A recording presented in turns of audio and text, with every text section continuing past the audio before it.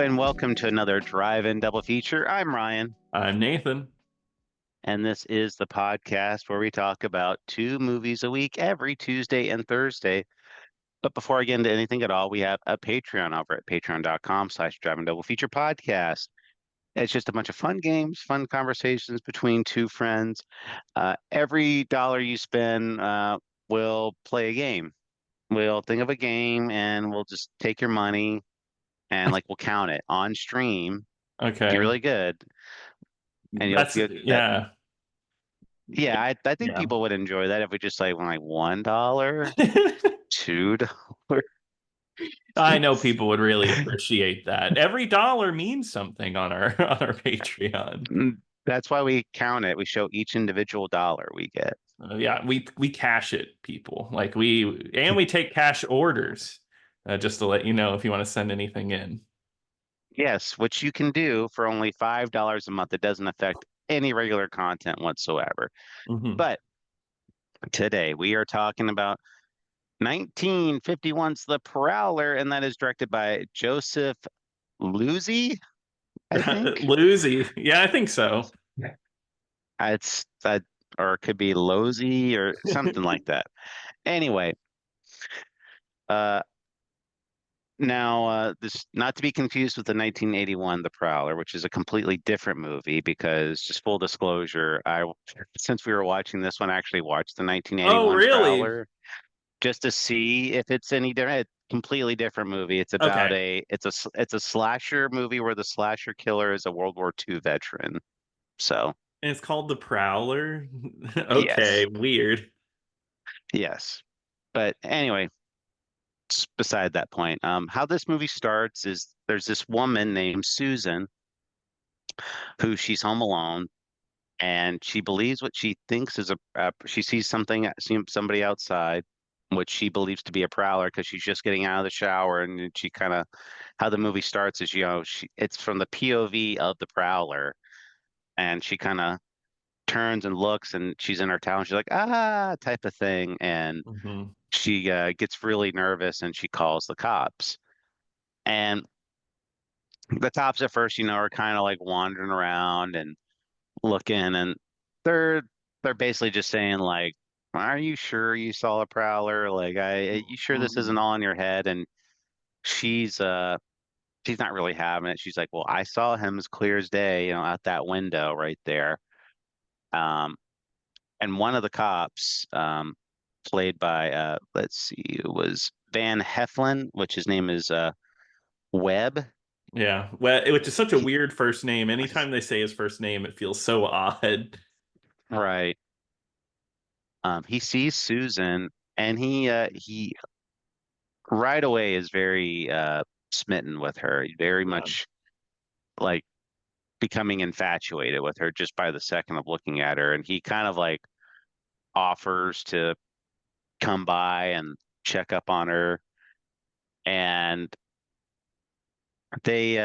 so he does come by, I think the next day or the Yeah, next night or yeah, and he just kind of sits and watches with her. I don't know about you, but Webb gave me I don't know, maybe just because I kind of had an idea where the movie was going. He gave me a really bad vibe right from the start. He is just oh, he feels so gross in this movie. he is 100% a creep in this Yes. movie. He One thing I'll say about Van Heflin's performance is he does make you really dislike this character because he Yeah. is off. He is awful Yeah, in because this movie. once again, another movie where we follow a bad guy, somebody who's not good at all, and yeah, and he just feels so he does a great job playing just a scummy person. He does. It's very different performances. I mean, like I said, James Cagney is very gives a very Yeah. Oh yeah. charismatic type of role where you're just kind of he's like, hey, yeah, he's a monster, but I'm kind of rooting for him. But this one, it's very much oh no, this guy is a creep, and I hope they Something bad Oh, happens to him. really? The whole time I was kind of like, man, I really hope he gets away with You're it. rooting for him the whole time. Hell Like, no. No, this dude is like, yeah, because like you can tell there's ulterior motives right from the start whenever he just shows up and it's like, I'm gonna sit here with you and I'm gonna watch you or help you if a prowler comes by, which I don't think is actual protocol. no. And they kind of get to talking, and we find out that they actually know each other That's from right. high school days because he used to play on one of the rival basketball teams, and they, he was kind of like a star player at the time, Hmm. and she just kind of recognized him, like, oh yeah, you really gave us such trouble at the game, and anyway, they're kind of doing like this like light flirting, which he kind of takes it as like an invitation to Yes. kind of get really handsy with her. He gets really close and he tries to kiss her. And at first, she smacks him, just like, no, like, get out of here. I'm not interested. Like, Hmm. please leave me alone. Because one thing I didn't mention is that she is a married woman in this movie True. because her husband is is like a late night DJ. Yeah, for like a But jazz station. yeah, and he like, but he also like does like these commercials for like these kind of, or like advertises like, oh yeah, you can go over there and get a great deal at this. Hmm. But he also So, shouts out his wife every night, I guess. And I yeah, actually think that's a really cool plot device where like they are like in this, having this affair together, and then she has to listen to his radio show every night because he kind of asks how it went, asks her questions. So in the background, you hear her husband's voice the entire time as they are getting together. And obviously that Webb does not like that one bit. no, but he kind of takes the hint at first and he does leave Hmm. after she tells him like, no thanks, but he's very persistent and he does come back, and the next day he does come. They kind of do like little pleasantries, and then like almost immediately like he just grabs her and like Hmm. hugs her and then like gives her an unwilling kiss, which she eventually just kind of just like okay, like I guess this is what we're doing type of thing. Yeah, it's definitely like of its time because she ends up falling in love with him. Like they are Yeah. actually like in love. And I'm like and I don't think it would have this movie would have gone this way nowadays. I feel like it would have been more like entrapment. She's just stuck with this cop almost. But no, she ends up getting really close with him.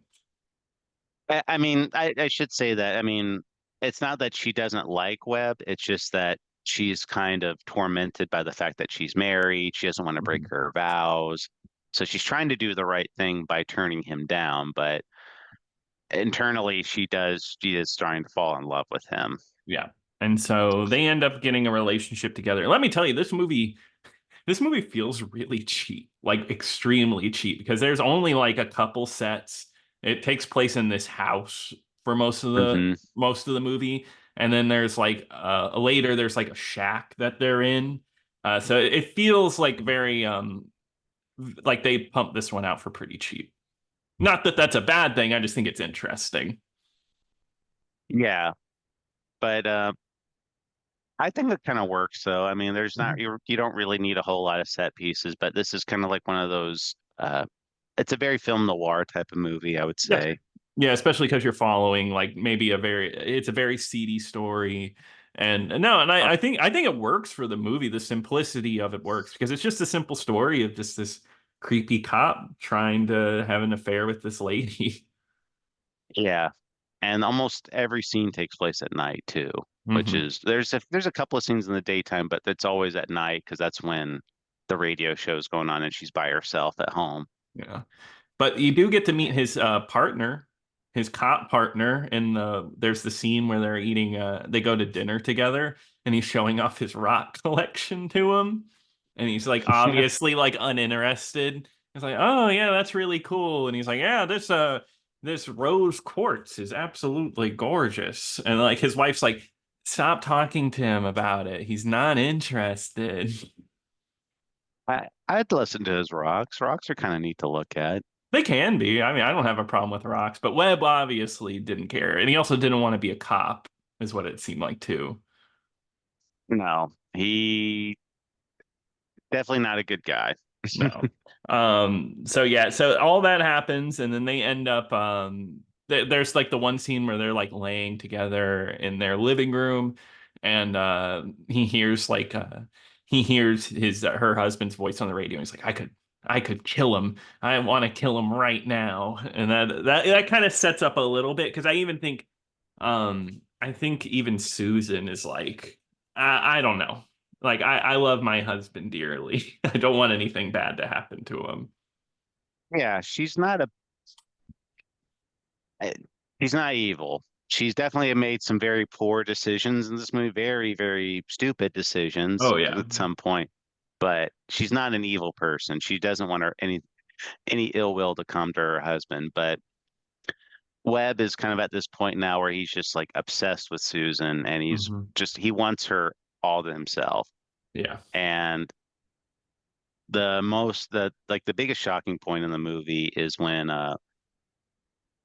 the Webb kind of like is driving around, and he's comes up to, like, to Susan's house, and like that's like the one night her husband is home, Hmm.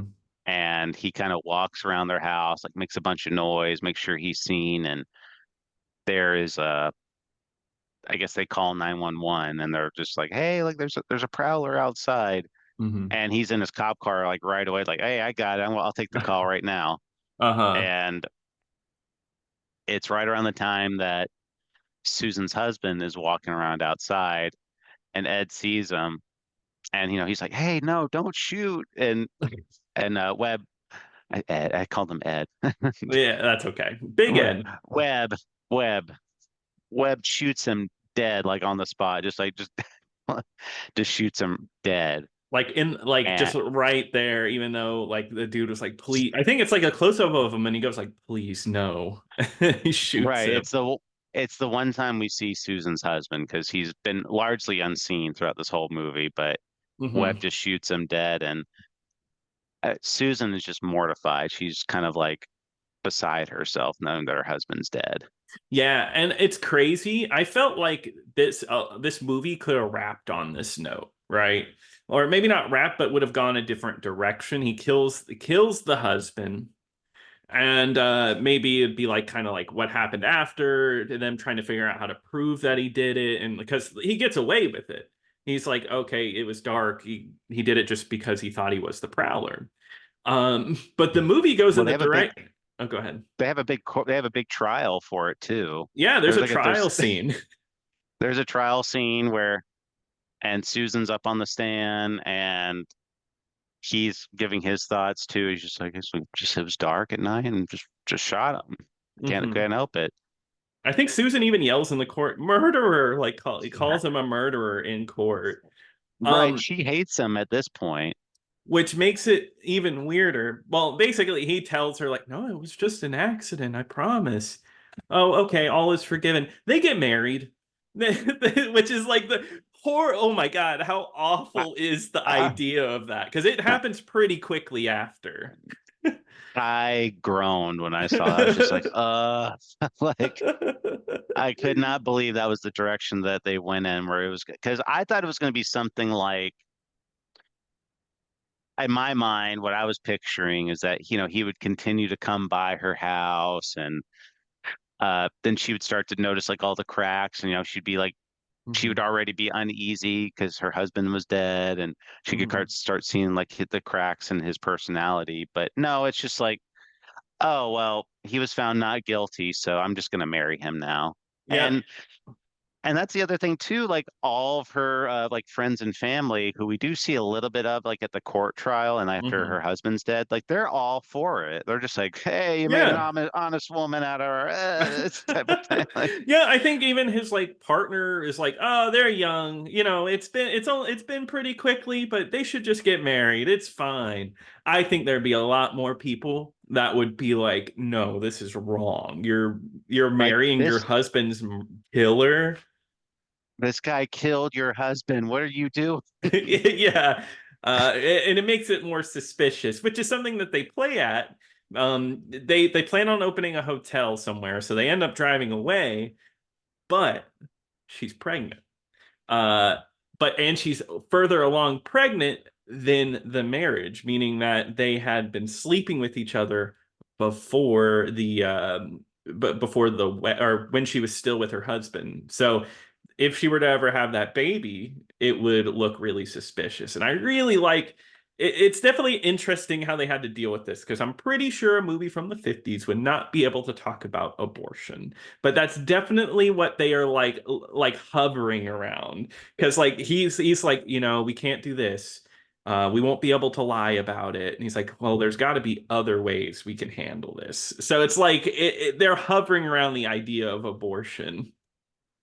Yeah, and she's not really bothered by the pregnancy at all. She's just like, No. oh yeah, like well, like we can just she just said like, oh, we can just go away for a little while and just come back and Hmm. everything's all forgiven, or saying something like, oh, we like adopted this baby or Hmm. something like that. And it yeah, he is I- if they could have said it back then, I think you're right. I think they It would would have have come said up. like, no, this baby, we need to abort this baby. Yeah, which this movie is written by I don't know if you saw this, it's written by Dalton Trumbo, who I know is like Hmm. he was always pushing the lines of like certain topics back in those times, so I wouldn't be surprised. No, I wouldn't be surprised either. But how they work it, like you said, is they bought this little motel like way out in the countryside, Mm.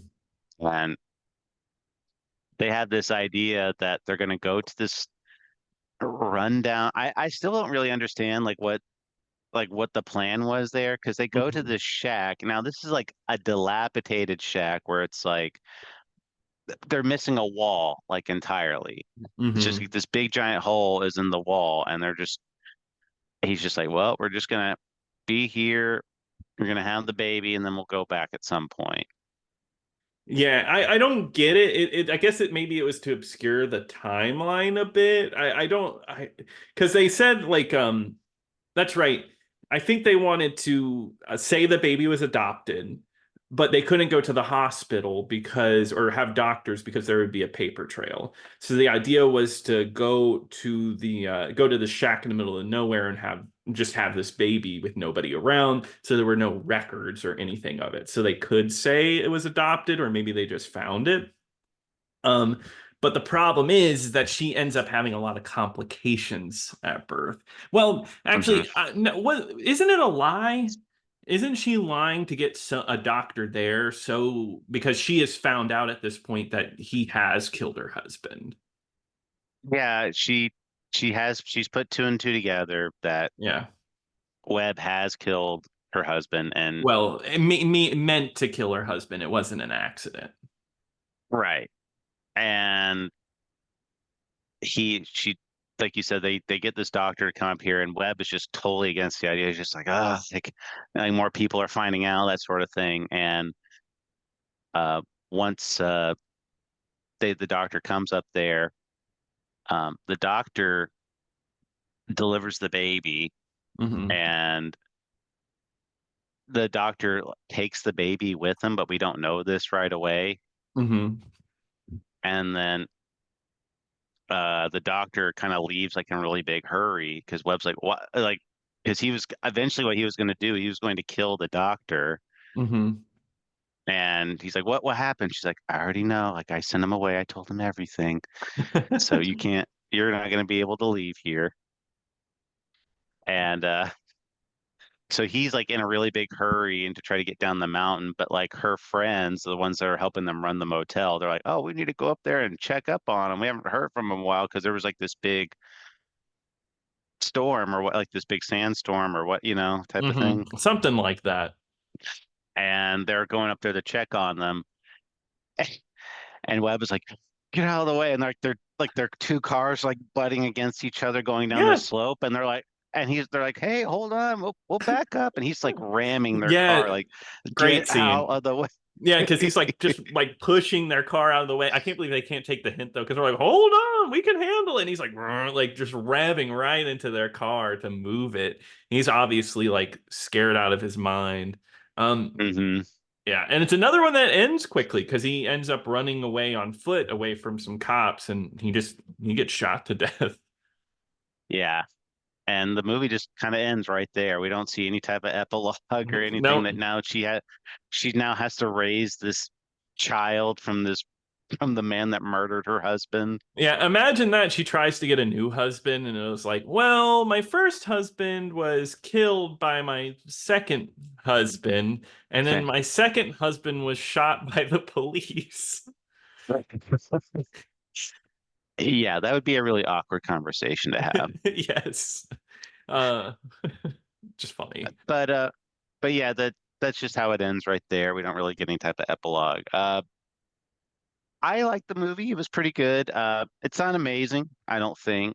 But for my money, for what it was worth, like it's a short movie. It's just not under 90 minutes, Yeah. and it doesn't overstay its welcome at all. Everyone gives a not a nothing Oscar worthy, but a decent performances out of everybody, especially from Van Heflin, I'd say over the other ones. But I like the atmosphere in the movie. I like that them kind of figuring out eventually that Webb was like this evil guy, and you could see how much of a creep he was. So overall, like, I'd give it a recommendation. It was a decent movie. No, I liked it quite a bit. I thought it was a good movie. It Yeah, was like I said, like you said, Van Heflin did a really good job of playing this creep, and just the plot went places that I wasn't expecting, especially in the end where they were the having the marriage. baby and the marriage Yeah, too. Like that whole half of the movie was surprising to me, and if a movie like this can surprise me, then I say that's a pretty good thing. So I'd recommend it. absolutely. But I think that's going to do it for this week, Nathan. So, what are we going to be talking about next week? All right, Ryan, we are going to be talking about, let's think, The Horse's Mouth from 1958, and that one is going to be streaming on the Criterion channel. Oh, wow. I've actually have been wanting to see that for a while, so that'd be Oh, great. perfect. But Ryan, what are we covering on Thursday? Well, Nathan, I decided we need to do a sequel to a movie that we've done before. Okay. And we've done this movie a while ago, but I thought it was a good time to revisit it. So, Nathan, we are going to be talking about the movie Deadliest Prey, which is a sequel to the movie Deadly Prey that we did. Should you, is that ringing any bells, Nathan? I could see the. Absolutely no bells rang. It's that Oh, one. It's that movie with the guy with the little like Daisy Dukes was oh, running around. It was like that Rambo clone movie. yes, I remember. And they made yeah, I just looked it up. They made a new one. They made a sequel almost 50 years, about 40 years later. Well, you know what? I'm excited for that one. Exactly. And that one is streaming for free on Tubi right now. But if you have any thoughts and opinions, you can email us over at driveanddoubleFeaturePodcast@gmail.com. Don't forget to check out our Patreon at patreon.com/driveanddoubleFeaturePodcast and check out our YouTube channel, youtube.com/driveanddoubleFeaturePodcast. But until next time. Until next time.